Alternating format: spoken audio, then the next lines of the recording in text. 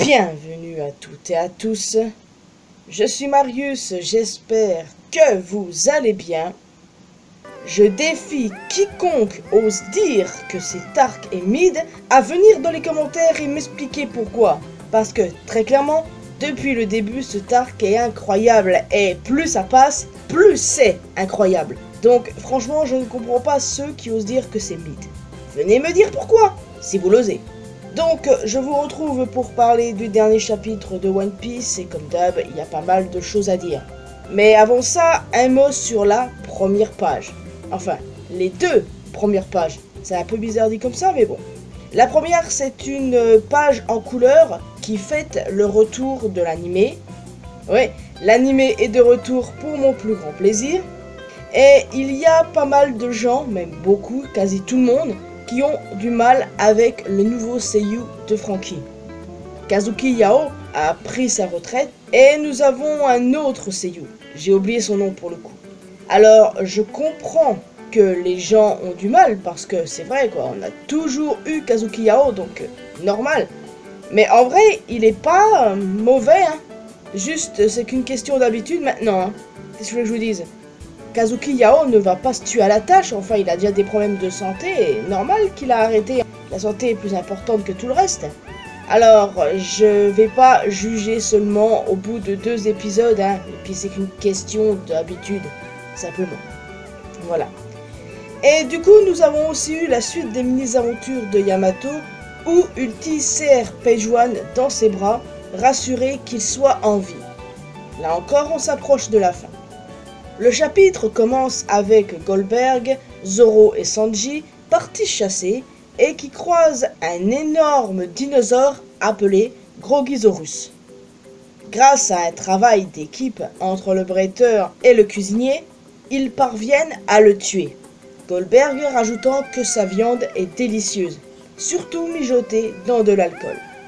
Même s'ils se disputent constamment, les deux se font confiance et pensent exactement de la même façon. Lorsqu'ils unissent leurs forces, ils n'ont plus rien à craindre. Et ça a été dit dans le One Piece Magazine, volume 18.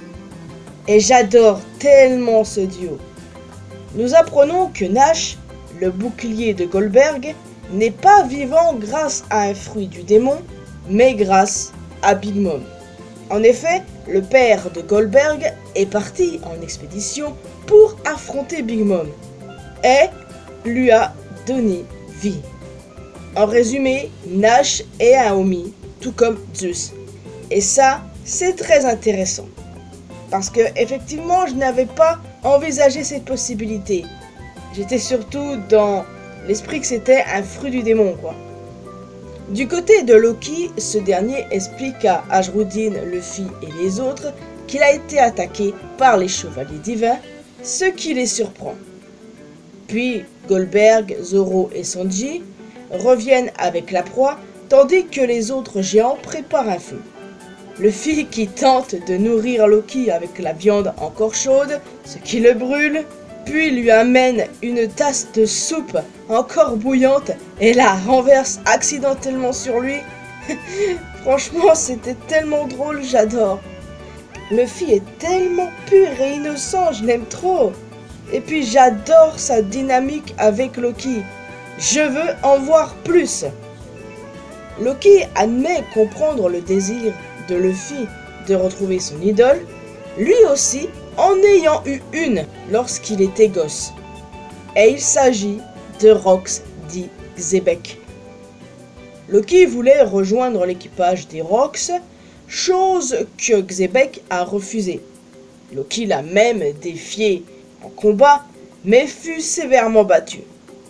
Loki dit même qu'il n'est pas né à la bonne époque. Ce qui rappelle étrangement une phrase qui a été dite par Goldie Roger en personne. J'aurais aimé naître à la même époque que toi, Joy Boy. Cette notion de timing, va-t-on dire, est très présente, n'empêche, hein. Si Loki voulait rejoindre Xebec, c'était peut-être parce qu'il l'avait pris pour l'incarnation de Nika, dieu de la destruction à ses yeux. Il aurait ensuite décidé de prendre sa relève, en quelque sorte, en devenant Nika lui-même, sans savoir qu'il l'a en réalité sous les yeux actuellement. Vu ce que l'on vient de voir, il semble que la théorie selon laquelle Xebec était un clown à la Baggy tombe à l'eau. En vrai, je n'ai jamais cru à cette théorie. Mais en revanche, il y en avait une autre que j'aimais bien pour le coup. C'est celle disant que Xebec serait le père de Baggy.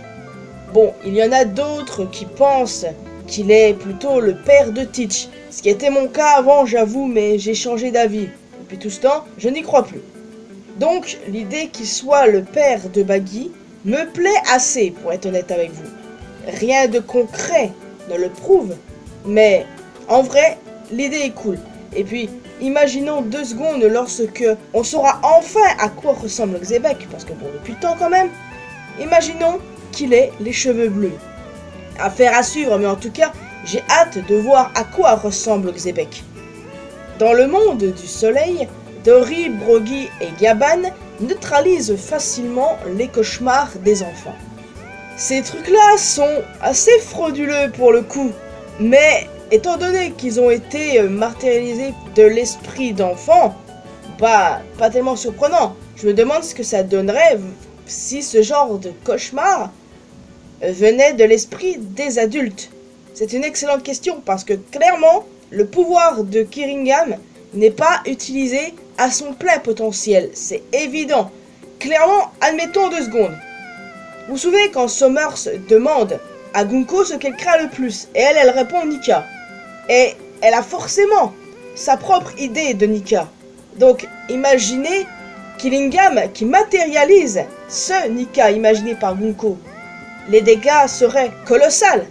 Je veux dire, contrairement au monstre matérialisé de l'esprit des gosses.